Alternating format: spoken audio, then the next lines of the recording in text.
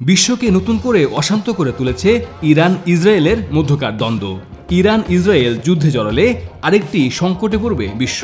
আর তাই তো ইসরায়েলের মিত্র পশ্চিমা রাষ্ট্রগুলো চায় না আরেকটি যুদ্ধ দেখুক বিশ্ববাসী। সে লক্ষ্যেই ইরানের হামলার পর থেকে ইসরায়েলকে এসব নানা কারণে শান্ত থাকতে বলেছে যুক্তরাষ্ট্রসহ পশ্চিমারা। তারপরও ইরানের হামলার পাল্টা জবাব দেয়া থেকে ইসরায়েলকে আটকাতে পারেনি আমেরিকা ও ইউরোপের দেশগুলো। তবে তেহরানকে আরও কঠোর জবাব দিতে চেয়েছিল তেল আবিব, কিন্তু প্রস্তুতির শেষ মুহূর্তে ভয়াবহ হামলার পথ থেকে সরে আসে নেতানিয়াহু প্রশাসন।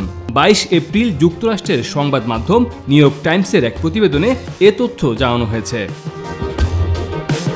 পত্রিকাটির এক প্রতিবেদনে বলা হয়েছে, ইরানের ক্ষেপণাস্ত্র ও ড্রোন হামলার জবাবে গত 19 এপ্রিল দেশটিতে ব্যাপক পরিসরে হামলা চালাতে চেয়েছিল ইসরায়েল।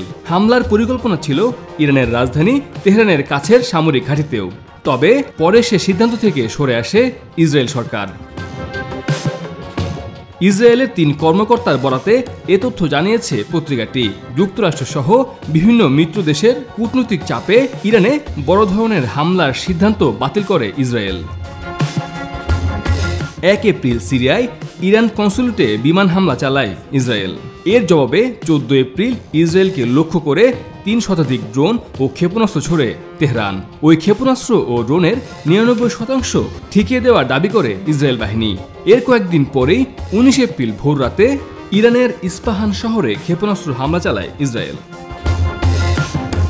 ইসরায়েলি কর্মকর্তাদের সূত্রে প্রতিবেদনে উল্লেখ করা হয়েছে, মধ্যপ্রাচ্যে বড় পরিসরে যুদ্ধ ছড়িয়ে পড়ুক তা চায়নি ইসরায়েলের পশ্চিমা মিত্ররা।